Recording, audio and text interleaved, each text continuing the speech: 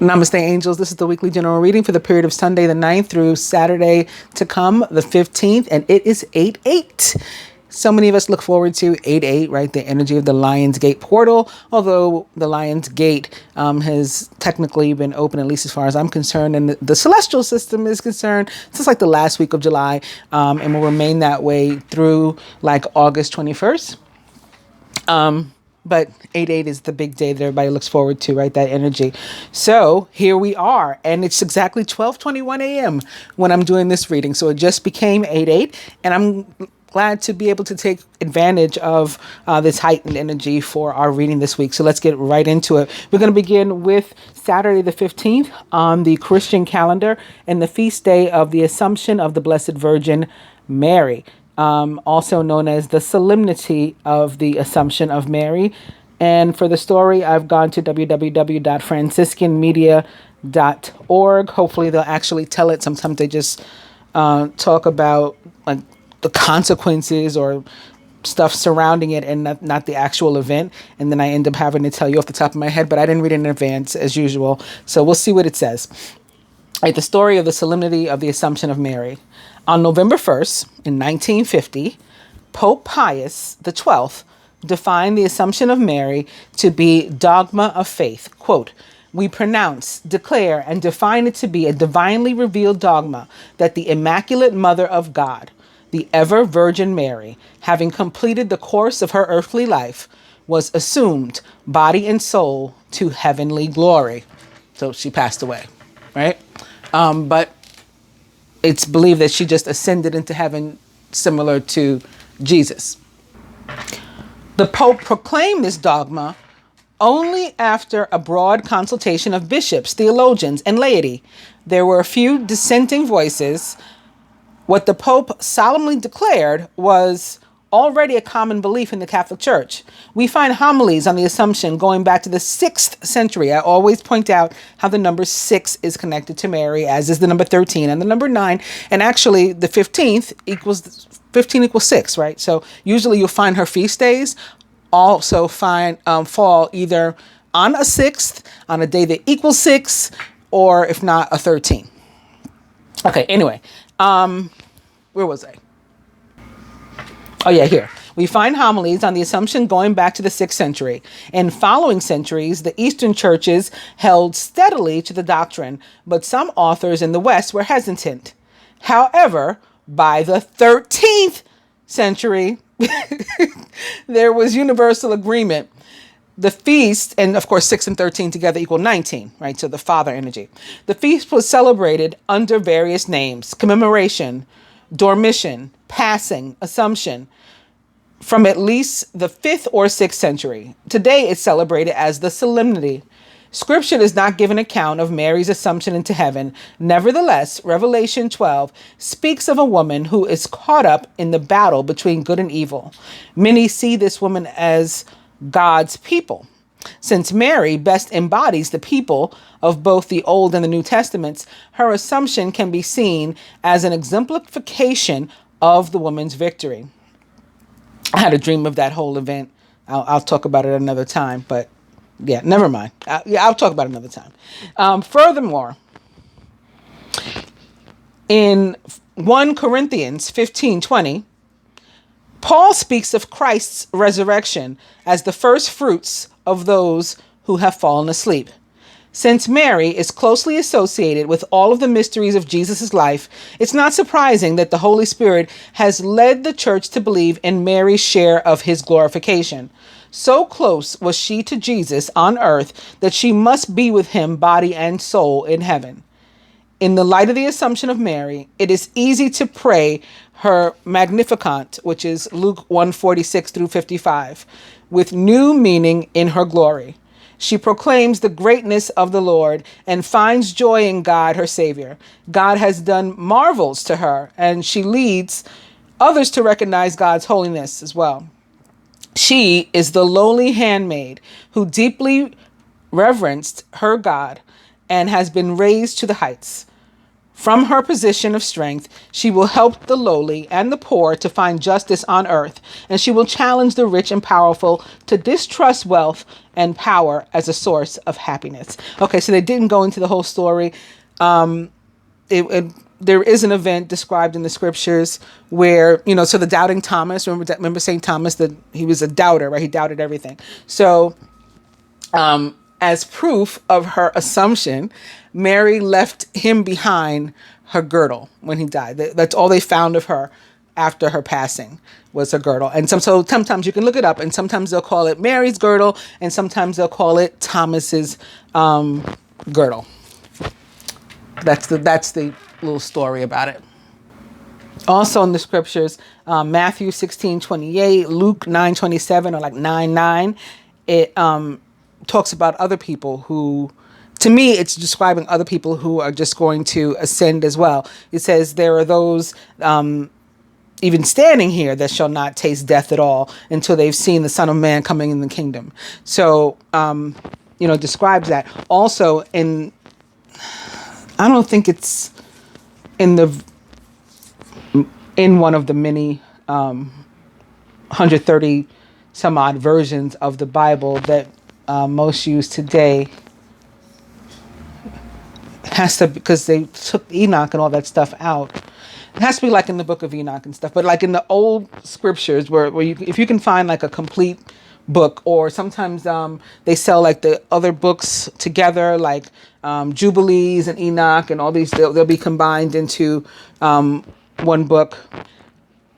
But whether you can or not, regardless of that, what I'm trying to get to is Enoch also is described to have been ascended or assumed into heaven, where he became Archangel Metatron, who of course is the archangel of all light workers. He's like the head light worker. And for me, he is also Mercury, or thought, like in other vibrations of him. And it makes sense. And he actually told me that himself, like it was a couple years ago, back in probably like 2016 when I started. And I was sort of being prepped, I guess, for this work. Anyway, he and Archangel Sandalphon as well is another one that was assumed and became an archangel. So went from an earthly being like you and I to becoming straight to becoming an archangel or an angel. All right. Let's go to the Muslim calendar. There is nothing on the Hebrew calendar that we're going to talk about, but I do want to mention an event on the Muslim calendar. Let's see if hopefully I'll pronounce this correctly. Waqf al-Arafah Hajj. And my Arabic isn't that good. That's why I said that. This feast day, it's also known as Hajj Day, and it's an Islamic holiday during the Hajj, when the pilgrims pray for forgiveness and mercy. It falls on the 9th day of Dhul Hijjah of the lunar Islamic calendar, which is approximately 70 days after the end of Ramadan. It's the second day of the Hajj pilgrimage, and the day after is the first day of the major Islamic holiday, Eid ul-Adha. At dawn of this day, Muslim pilgrims make their way from Mina to a nearby hillside and plain called Mount Arafat and the plain of Arafah. It is believed that it was from this site that the Prophet Muhammad gave one of his last famous sermons in the final year of his life. Muslims believe that part of the Quranic verse announcing that the religion of Islam had been perfected was revealed on this day.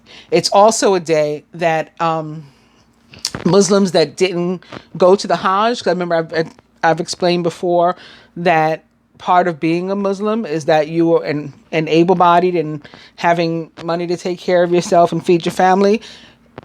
If you're able to do those things, there's an expectation of you that at least once in your lifetime, you have to make the Hajj. You have to go to Mecca. So people who did not go in any given year, they still on this day recognize, they still fast, and they still recognize it as a day of forgiveness and atoning for their sins, and all those that kind of thing. Similar to what's that Hebrew one?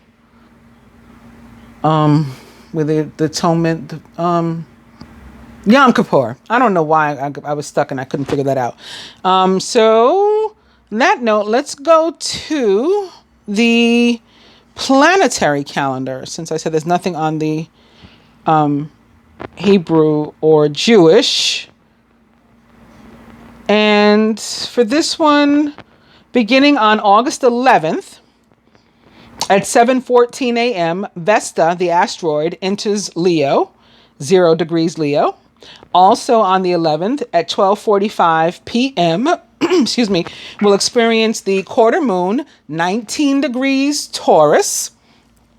And on the 12th at 11:48 p.m., Saturn, the ruler of the sign of Capricorn, which is currently located in Capricorn retrograde, will be quintile Chiron, which is currently located in Aries, also retrograde. And lastly, on the 15th, so the same day as the Assumption of Mary, at 10:27 a.m., Uranus goes retrograde 10 degrees Taurus. So you'll remember also that we've discussed that Uranus was going to be located in Taurus for a total of about 8 years. And it's been at least one thus far, probably more like 1.5. So probably like 6.5 more years of that transit to go. In the meantime, for a short time, it had gone over to Aries, popped back into Taurus, I think back and forth. And again, it is in Taurus and going retrograde. So joining a few others that are also in retrograde at the moment. So a little bit about Vesta and Leo energy. People with Vesta and Leo in their chart are the are very creative people, usually very creative people. And almost every one of these people has the need to somehow creatively express their individuality and uniqueness. So there'll be some sort of outlet that they choose to have that's going to demonstrate to you this creativity, right, about them. Some of them, however, can exaggerate in their expression of originality and can appear arrogant and egotistical. So that's the Leo part, right? We talked about last week, as much as I hated to say it, being a Leo rising myself, that sometimes some of the aspects, or every sign has negative aspects, and Leo's negative aspects can be selfishness and, again, arrogance and ego and that sort of thing. Every me. So that can come across from Vesta and Leo people. But the positive aspect of that transit is that these will be very creative people. So for all of us, especially those with this actual transit in their chart, but for all of us right now, our creativity could be heightened during this period while Vesta is there. And for our second transit, Uranus retrograde in astrology, for this one, I've gone to www.tarot.com rather than talk to you off the top of my head or little notes. So Uranus retrograde in astrology. Personal freedom is what it's all about as rebel planet Uranus moves retrograde from August 15th, 2020 through January 14th, 2021. This is a long transit. Now is the time to look at life from a fresh perspective. Toss out the old ways of doing things and create a whole new world from the inside out. That's like what some people want to do with school systems and police departments or systems, right? Not necessarily with individuals. I don't think anybody wants to dump teachers or to necessarily dump police, but with the systems, trying to get rid of systemic racism and marginalization of different groups and things like that. So it sounds like this is what this is talking about too. A transit in which there is some sort of push to, from the inside out, break things down and rebuild them better. Very Shiva the Destroyer, right? Sounds a lot to take on. Well, don't be intimidated. Just remember to take baby steps over the next few months. After 7 years in Aries, Uranus entered Taurus, slid back into Aries, and then moved back into Taurus again. Needless to say, we've been under a profound period of upheaval. So this has been going on a while, this upheaval. And this is now it's continuing in this new space. Basically, Uranus retrograde wants us to get real. It's time to face our fears and to change the things that aren't working so that we can become who we really want to be. So that's as individuals, and it's as a collective of light beings, and it's as a planet, right? A collective of human beings, and learning how to better interact with each other from a place of love rather than like hate and stuff like that. It's like breaking down those kind of structures, those constructs that we've boxed ourselves in with. And that was me saying it, but this here also goes on to say this is true both on a personal and a global scale. If you're in a bad relationship, stuck in a job that you don't like, that's that Four of Pentacles that keeps popping up for us. And the Pentacles represents signs like Taurus. So that's where the Uranus placement is. If you're living in a place that doesn't feel right, same thing, Four of Pentacles, or spending time with the wrong people, the Hierophant, Uranus will alert you to this in coming months. The realization may dawn on you slowly, and it may involve an uncomfortable period of anxiety. But when you do have those epiphanies, pay attention, make the needed changes, break up, make up, change jobs, move, or do whatever it is you need to do to shake it up and to move on to something better. In other words, get real about what you want, be brave, and embrace your freedom to go after it. That's very important. Embrace your freedom to go after it. So all of those times that we try to like live for other people and choose what somebody else would have us choose and not ruffle any feathers. We don't want to piss anybody off. We don't want to think outside the box. This is telling you that this transit is about you like scrapping all that and doing what feels right for you. Embrace your freedom and go after it. It is the way to happiness, it says here. And then it goes on to have other related articles if anybody wants to read further about this transit. Uranus in Aries also it talks about, because again, I think it's going to move back into Aries and then pop back into Taurus yet again during the retrograde. All right, let's get into the cards. So we're going to begin with our overall energy of the High Priestess in reverse. I'll just point out the Queen of Wands upright is immediately behind it. That could be representative of the Leo energy in which we are currently still while the sun is in Leo. Also, Mercury moved into Leo this week, so that could be representative of that as well. Anyway, the High Priestess in reverse can be about body dysmorphia. That's first and foremost one of the things I want to see. Because the High Priestess is about being attractive to other people in terms of job, in terms of relationship, friendship. Like people just want to know you, right? You're like the hot commodity. You're like a magnet, and you draw people together. You're this beam of light, and everybody just wants to be near you. So they seek you out to work for them. They seek you out to be their friend. They seek you out to be their mate. And when the High Priestess is in reverse, one of the energies that I pick up is like not understanding or realizing that you are all of those things, not seeing yourself like any of that at all. And sometimes it can be tied in a more literal sense to like eating disorders and things. For me, I'll pick up. So somebody may be dealing with that, especially an air sign. Maybe specifically a Gemini. Okay, and I say that because the High Priestess for me is a Gemini, but in the tarot can potentially be a water sign as well. But this placement of the Devil is also representative of the air signs this week, Gemini, Libra, Aquarius. So looking at the two of those together, maybe an air sign, but again, more specifically, a Gemini dealing with, anorexia, bulimia, some kind of funky diet this week, because you're just seeing yourself as, it doesn't have to be that. It could be something else too. I just got like, it's not just diet. It's something else that you're feeling like you have to alter yourself somehow in order to sort of fit the bill. I don't even know if it's just physical. I'm getting like, I'm not sure what I'm getting. I'm seeing something, but I'm not sure what that is. I don't think it's just physical though. I think there's other ways that you could feel just not up to par. So, I mean, it could be like innocent stuff too, like maybe changing your hair. Could be talking about plastic surgery.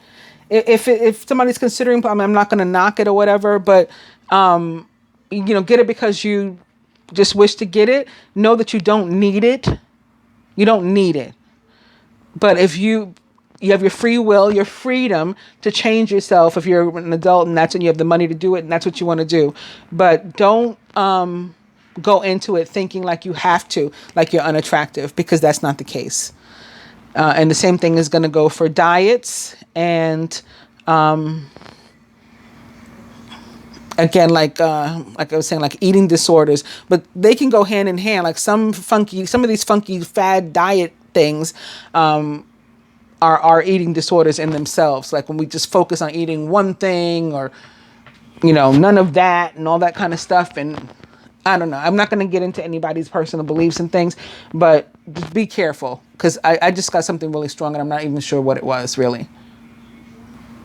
High Priestess is also about like your intuition sort of being blocked, or you're feeling like it's blocked, like you're not getting all the message, like what was just happening to me. And funny thing is, ironically, I'm a Gemini. Guess what? Okay, so yeah, I just felt blocked, like I couldn't see or hear the message that was attempting to come through to me completely.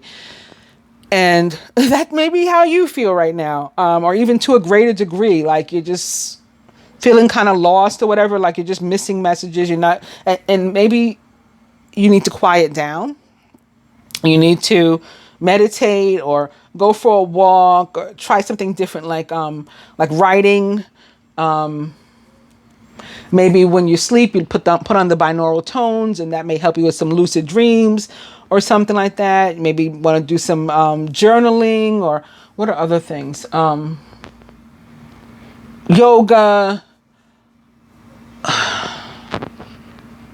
I don't know, anything that makes you feel calm, at peace, content, and quiet enough that maybe you can hear your own thoughts, and then you may be able to actually get the messages that you're seeking. All right, so that was our overall energy. So that's for everybody. Another thing that I want to say about everybody is I saw, as I was shuffling, a lot of 5 of Swords. I probably saw the 5 of Swords like 3 or 4 times. Oh, and there's one right here. This is for the earth signs. Taurus, Virgo, Capricorn. But I think we're all going to be affected by some too, a 5 of Swords. There could be like drama and chaos around you.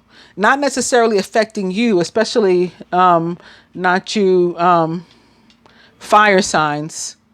Aries, Leo, Sagittarius. With the 10 of Pentacles, that's very positive energy. This is like the inheritance card. And some of you may actually be inheriting something. Maybe that's what the drama and chaos around you is about. Maybe somebody's jealous and people are arguing. Well, I wanted to get, the table from the family yard sale or whatever it was. I wanted this and I wanted that. And so you're happy. When you're fine and there's like a whole bunch of just bullshit going on around you. That's the kind of situation you may find yourself in. Other people, there could be like gossiping, misuse of like your name, like people trying to sully it, throw you into the mix into some like bullshit. And then other just conflicts and things that just pop off. Avoid as much of it as you're able to, but this is like a week of it. I think for the most part, again, it'll be like around us though. It won't be us directly. So it could be somebody close to you is dealing with some bullshit. Somebody, your friend gets into a fight. You don't get into a fight. Maybe you jump in, but it's not really your situation. It's like around you. Additionally, though, for you fire signs, again, Aries, Leo, Sagittarius, this is your card, the Ten of Pentacles. You have a lot to be thankful for, and definitely you want to, count those blessings and express to the universe your gratitude and your happiness, and celebrate your relationships and the fact that you're feeling secure, your finances, you have some, right? You have some money, you're not broke, you got your health, your family has theirs as well. These are things that you should be very, very happy about. And it overall should be a good week for you. But again, there could be bickering around you, perhaps in your family. Work, love, everything is positive with the Ten of Pentacles touching it. So I won't spend too much time on that. But moving on to the earth signs, Taurus, Virgo, Capricorn. Again, the Five of Swords can definitely talk about conflict. Be careful about issues like with jealousy and possessiveness, especially we're in control of our own actions and reactions. So certainly yourself, you want to make sure that you don't slip into that, but that could definitely be around you. And if there's a way to avoid allowing something to escalate, I would definitely try to do that. Moving on to the air signs, Major Arcana card 15. I'm laughing because that's that 15 again, like the 6. Gemini, Libra, Aquarius. We have the Devil in reverse. So the Devil in reverse is a lot better than the Devil upright, first and foremost. Let me say that. Things are not as bad as they seem. It may seem like you're in some shit, right? Like, or that things aren't going well or whatever. This is a guidance to go deeper or look deeper, or to look, period. Maybe you're not like reading carefully. You just, glanced over something and you misread. And so you think the situation is dire and it's not at all. Like, look again, and really get clarity on what's going on around you, and to not like feel afraid or negative about this card. A lot of the times, things can turn out positive. Like I said, you could look again, look closer, and like reread something or go at it again, and then realize that something is in your favor. So definitely don't get like upset because of that. It's just a guidance to dig deeper, look deeper. Don't necessarily trust the surface or the superficial. And again, tying to this, and perhaps literal, it's like warning us against the superficial and redirecting us to what's on the inside, including, again, attractiveness. That's from where it comes. Water signs, Cancer, Scorpio, Pisces. The Hierophant in reverse can be about really turning things on, upside down on this side. Hierophant in upright is very much about tradition. So this is like when he's like flipped over, it can be about like, well, to hell with tradition. We're just sort of going rogue. And maybe that's tied to the energy of freedom and Uranus going retrograde, which is sort of like an upside down or backwards kind of energy in itself, in Taurus. The Hierophant indeed represents the sign of Taurus. More traditionally, though, in terms of tarot, it can also mean that other people, so here come these other people again, right? And that maybe what the Five of Swords is about in your life. As a matter of fact, this is weird, but I was reading something about, what was I reading? I don't know. I don't remember, but it was something about tarot. And I remember this part because I got sort of fixated on it. Like, what? That doesn't make sense. The Five of Swords, of course, it's air, so it's tied to air energy. However, the card that it supposedly connects with, the planet connects with and represents in the tarot is Pluto and the sign of Scorpio. So that is you water people. Well, some of you water people at least. So it's possible that people are misunderstanding you. And I don't know if they're misunderstanding you because they just want to. They want to be like obstinate and indifferent to you. It's not your problem why they're misunderstanding. Just know that it's a possibility. So if you are trying to communicate something, then of course do so in the most clear and effective way as you can. And if somebody still insists upon not understanding you, then it's on them, right? You've done what you can. Also, somebody could be questioning, like, why you do stuff like that? Like, why you take that path? Why you take this course of action? Why do you, why do you stir your pot clockwise? Why don't you stir it counterclockwise? It's like something, people don't get it. People don't get it or don't get you. And again, for some, it's possibly intentional or malicious. And if you are at all able to avoid getting into conflict with them over that, then do try to avoid it. All right, so we're going to look at some more cards now. And we'll take these as well as the dice. Beginning with, it's 50-50, which can be about balance or partnership, give and take. Also, cocktail and dirty movie. Dirty movie for me can be about it's Aquarius energy. So Uranus, which is the planet that we've been talking about going retrograde in the sign of Taurus, is the ruler of the sign of Aquarius. That's why I was talking about all that freedom stuff, because freedom, of course, is connected to the energy of Aquarius. And Aquarius is also about not only communication, but through some sort of online or technical, involving technology. So that's why it's often tied to things like online dating. I tie it to Skype and FaceTime and WhatsApp and sending videos around or sending pictures. And even these videos that go viral of stuff globally, that could be on a larger scale. That could be what dirty movie means. In your own personal life, you may just be exchanging some pictures or something with somebody else. Anyway, Spirit says, spend money. Oops, that's upside down. But you get the idea. Spend money. Try again, which I'll do. And still dirty movie.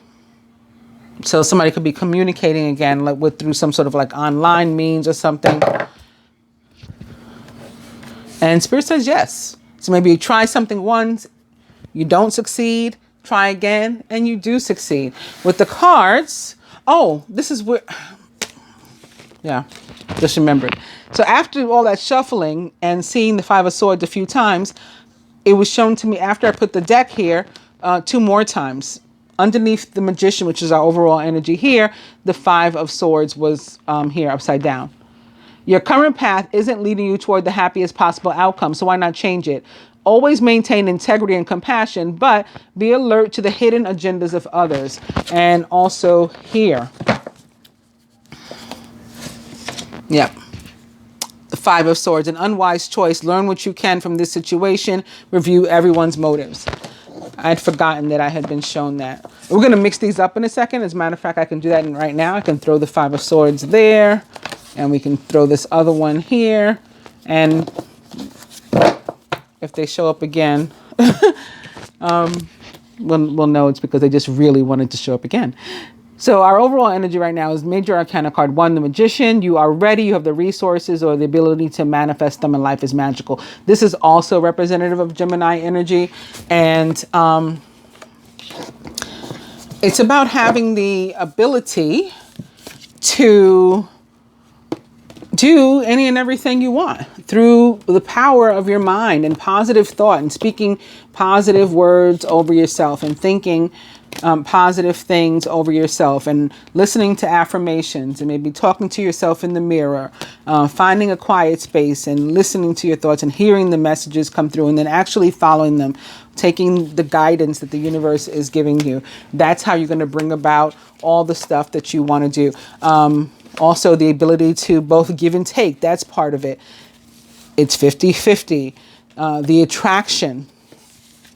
Think of the High Priestess.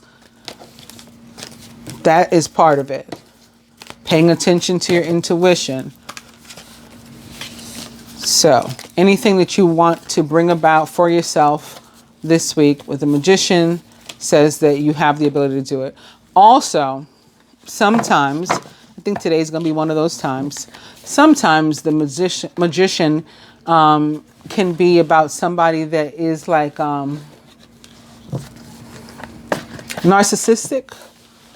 Yeah, that's the word I'm going to use. Narcissistic.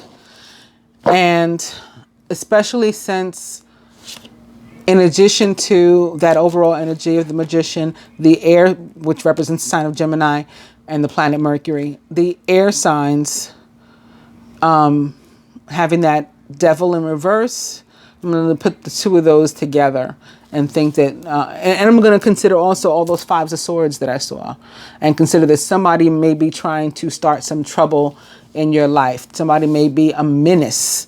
And again, maybe because they are narcissistic and they're jealous, they want to cause problems. So keep your eyes open. But maybe because we're living life and we're enjoying and we got good things coming with the Ace of Cups. This is the beginning of a new emotional experience for you. Maybe the first blush of romantic love, the rebirth of a current relationship, or the awakening of spiritual gifts and insights. And behind that, speaking of Gemini, is the Page of Swords. Logical, truthful, curious, and undiplomatic. This is an intellectual challenge that calls upon your ability to think of a matching solution. If helpful information is put to you bluntly, accept the message without being bothered by the messenger. I'm wondering if this is tied to the Five of Swords somehow. Maybe what they tell you, you don't like it, or maybe the way they tell you makes you nervous, uncomfortable, anxious. With the Nine of Swords now. Your worries and fears aren't real, though. They are fueled by focusing on the negative. Remember, you have the ability to bring good things into your life by focusing on the positive. You can bring bad things into your life by focusing on the negative, or negative energy by focusing on the negative. Because that's giving power to that of which you're afraid. Stop worrying, let go of fear, and everything will be okay. And the next card is the Ten of Swords. So it's a nice gradual continuation of the energy, but it's in reverse. So other than that, crowning the masculine this week, it is the Nine of Fire. Don't give up. Protect that which you've created. Have courage and believe in yourself. Protect that which you've created. And we just talked about Vesta and entering Leo and people being creative. So this could be talking about something literal, perhaps. And maybe that's what the conflict is about. Maybe somebody's trying to take credit for your work, or to steal something from you, take something from you, cause you to lose something, challenge your integrity or something. I'm getting all kinds of weird stuff. But surrounding the masculine is the Knight of Cups, emotional, romantic, enthusiastic, and contemplative. He is a Cancer, Scorpio, or Pisces, or someone likened to those traits or attributes. Very, very possibly somebody returning to your life. You know, they were in your life in the past, they exited, they are back. Falling in love, or wedding proposals, the need to balance emotions, and an invitation to a social event. This could easily be tied to it's 50-50 in terms of some sort of partnership. Try again. Again, maybe you know them from your past. Relationship did not go well that time, but try again. And then this time, yes, right? This time it will be successful, perhaps. Maybe that's what you've created, a relationship, a bond, a union, and you got to protect that. Don't allow yourself to lose it again. Try again. At the root, or masculine subconscious, it is the Queen of Swords now, who is an Aquarius, most directly in the tarot, being that the Aquarius is the fixed sign. So that aligns with the Queen. All of your life experiences have prepared you for this moment of truth. It's time to declutter your home, to clear away situations that aren't working for you anymore, and to disengage from people who create more drama than happiness. So again, that's a strong sense that I was getting from even before this reading. And I think that's why I was shown all those Fives of Swords. There is drama surrounding you, and you may want to leave some people behind, leave them in this week. You go through the 8-8 portal and you leave them on the other side of it. The Queen of Swords is experienced, self-sufficient, brilliant, and funny. She's also a Gemini, Libra, or Aquarius, or someone likened to those traits or attributes. They could definitely be, I've been seeing this for at least a week now, these connections between air and water, maybe a slightly older female, air sign, slightly younger male, water sign, very possibly. Crowning the feminine, it is the Ten of Cups. Very nice. It's time to express your love and appreciation for family, be it relatives or chosen family of close friends. You may need to choose people to replace the people that you have to give the boot to.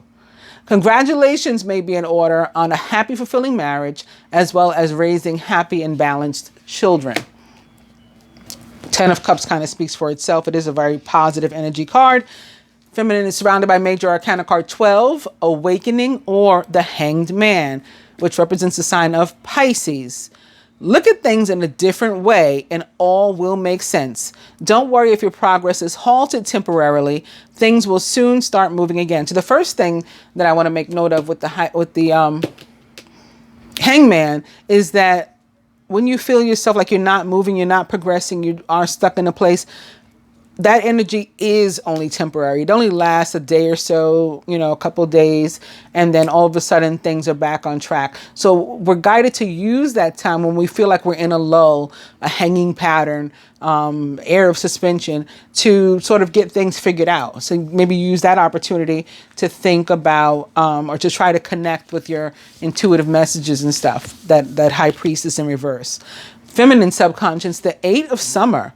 You feel that there's more to life than what you're living. So it's time to move on. You may be moving from a situation that isn't good for you, or perhaps you're being drawn to what would make you happy. Either way, you are in control. Crowning. Major Arcana card 15, Ego, or the Devil, is back. You may feel that you're trapped in your situation, but that's not true. Be careful not to overly focus on material wealth and break free of negative thinking. That's going to be very important this week. Major Arcana card 15, Ego, represents the sign of Capricorn. At the root, a foundation, it is another Major Arcana card 2, the High Priestess. And remember, I tied these together before for the air signs, Gemini, Libra, Aquarius. So now they're showing up together. It's a different deck, but the two cards are showing up together again. So definitely be mindful of these. This is the time to pause and to reflect, not to take action. So maybe if you were going to do something to change yourself drastically this week, maybe you shouldn't. Maybe, again, I'm not going to tell you what to do, or I can't tell you what to do or not do. But this might be saying, like, reconsider. Think it through. Maybe get a second opinion or something like that before you go through. Trust in your spiritual gifts. Definitely that. Pay attention to your intuition. What's that telling you to do? Nothing is hidden from your divine sight. So once you are able to quiet your thoughts and hear yourself and hear what your higher self is trying to tell you to do, higher self definitely represented by Neptune and the energy of Pisces. Once you can hear what it's trying to tell you to do, then make a move, not before.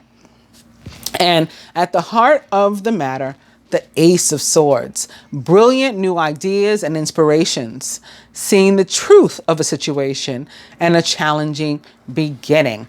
So even when we did have difficulty pulling away from some stuff and maybe from some people and dealing with some foolishness and drama this week, at the heart of the matter, at the end of the day, there is yet again victory and new beginning energy, fresh starts for people after they've sort of broken away from what was old and no longer suited their life. Very Queen of Swords, very Eight of Cups. Further advice to the masculine, this is perfect.